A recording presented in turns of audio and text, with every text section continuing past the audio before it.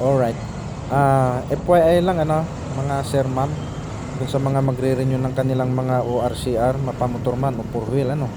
Especially po dun sa LTO branch ng Makati, hindi na po nila tinatanggap yung dating result ng emission test. Wala naman ho akong alam na hindi na po sila tumatanggap ng ganito, kaya nagpa-emission test uli ako.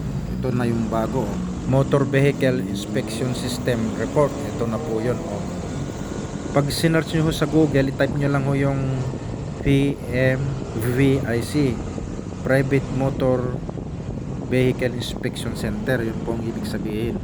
So baka ho lahat ng branch ng LTO i-require na ho yan, hindi lang ho sa Makati ho. Alright, so sana nakatulong po sa inyo itong video ito ano. Mas maigi siguro kung ma-share nyo rin ito para ma-aware naman po yung iba. Ano ho, yun oh, ang lagi ng pinagbago ng ano, itong EDSA. Sana lahat ng ano, parte ng EDSA matapos nila no, makompleto. Oh, oh, ang ganda tingnan kaya no? Oh, tapos mapinturahan nila no. Kaya lang may part pa ng ano na hindi patapos eh.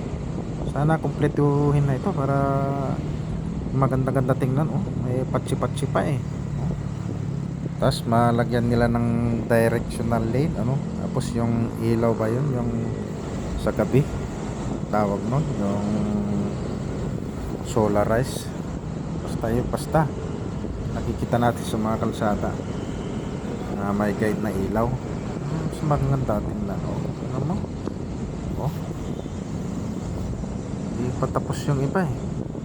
Sa panahon lang ni BBM nangyari to. Kaya lang kahit anong gawin ng ating presidente, hindi pa rin ina-appreciate ng ibang tao yung kanyang ginagawa. Masama pa rin. Ay nako talaga, lalong lalo sa mga DDS. Ako